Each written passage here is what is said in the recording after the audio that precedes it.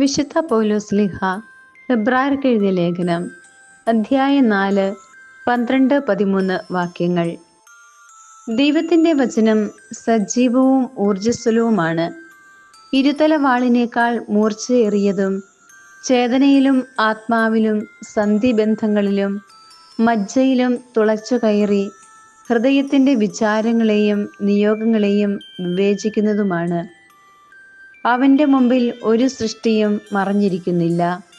അവിടുത്തെ കൺമുമ്പിൽ സകലതും അനാവൃതവും വ്യക്തവുമാണ്. നാം കണക്ക് ബോധിപ്പിക്കേണ്ടതും അവിടുത്തെ സന്നിധിയിലാണ്.